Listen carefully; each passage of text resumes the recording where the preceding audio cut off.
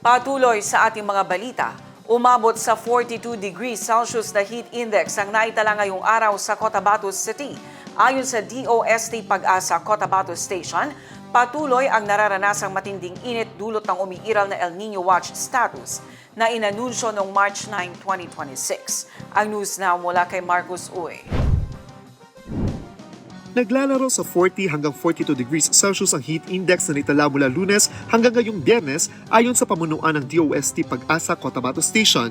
Sa kasalukuyan, nasa El Nino Watch status pa rin ang bansa kung saan inaasahan ng mas kaunting pag-ulan at mas mataas na temperatura sa mga susunod na araw. Actually sir, nasa El Nino Watch na po tayo. Nag-announce po si Pag-asa last March 9, 2026.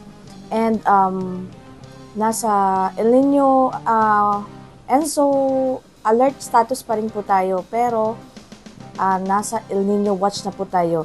And expect po tayo na nasa lesser po yung pag-ulan up to end of this year po.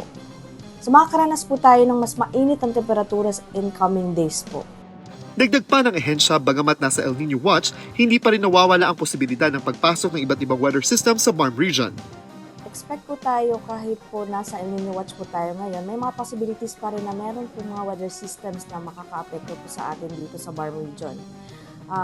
Iisa-isahin ko lang po na we have different weather system like Easterlies and LPA, tropical cyclone, ITZZ. Pwede po siyang mag-exist kahit po meron nasa El Nino state po tayo ngayon. Sa kabila ng matinding init, hindi naman ito alintana ng ilang residente na patuloy na naghahanap buhay gaya ng isang vendor na si Nord. Sir, nagtitinda po sir.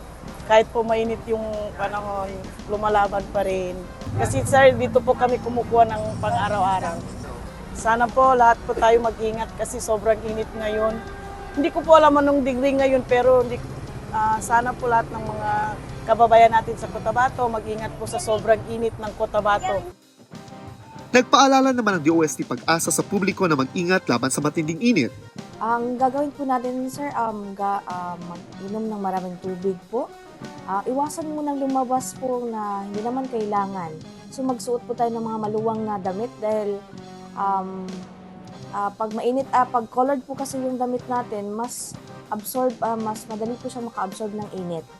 And of course po, kung meron naman kung sa open space po tayo or nasa labas po tayo, ugaliin po natin mag-sunscreen and magsilong po tayo sa mga malalaking puno or building po. Samantala, may nabuo ng bagyo sa labas ng Philippine Area of Responsibility or PAR na posibleng pumasok sa bansa sa susunod na linggo.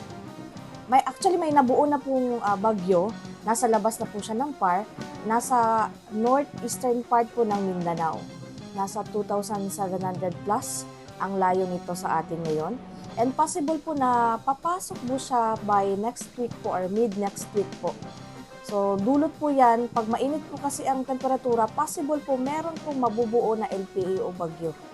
Para sa pinakabagong update ukol sa heat index at iba pang lagay ng panahon, pinapayuhan ng publiko na bisitahin ang official page ng Pag-asa Cotabato Station at ang kanilang website na bagong.pagasa.dost.gov.ph.